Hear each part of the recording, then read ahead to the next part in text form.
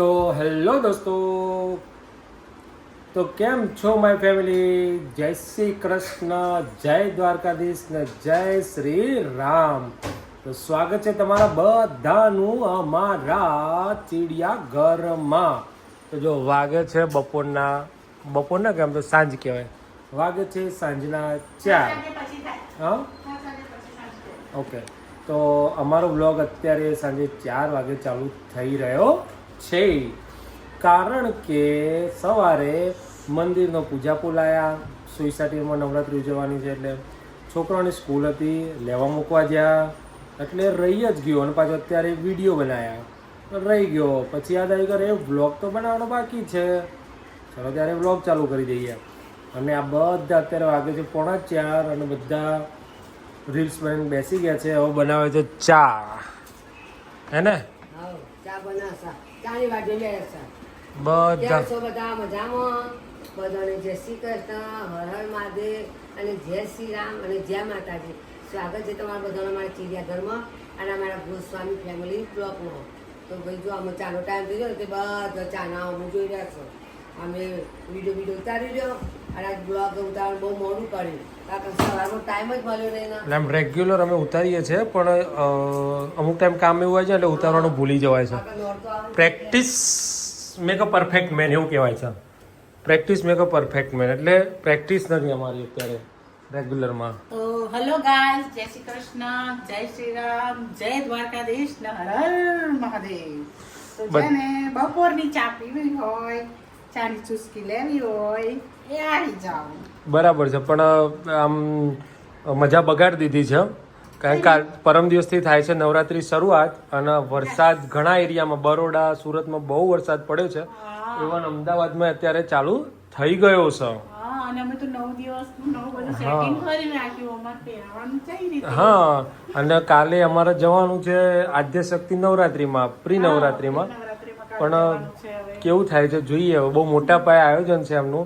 એમને શું કીધું, વરસાદ હોય તો નવરાત્રી તો થવાની, અને આપણા ગુજરાતી વરસાદમાં ગરબા તો ગાવાના જ. હા, એટલે કાંઈ કાલે અમે આવી રહ્યા છે સાંજે 8 વાગે નિકોલ આરડી ફાર્મમાં આદ્યશક્તિ નવરાત્રી 2025માં.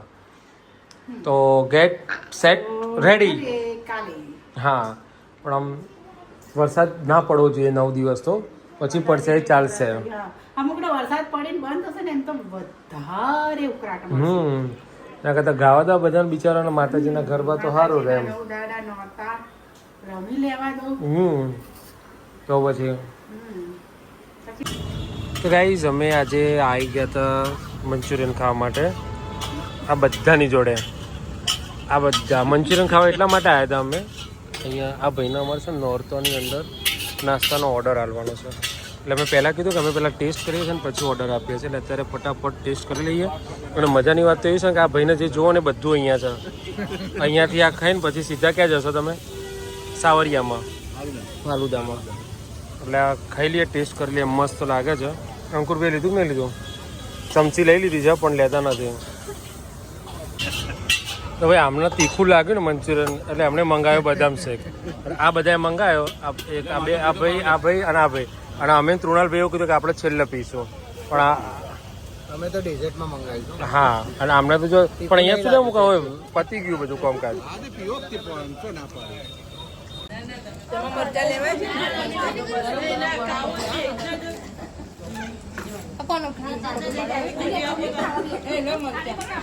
વિડીયો ઉતરે બધા જો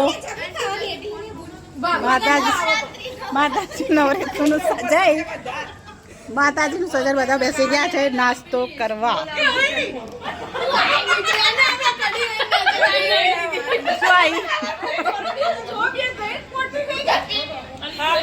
આ પોતે તો ખાતા નહીં, બીજાને ખાવા દેતા નહીં, ગરોડી કરીને તો.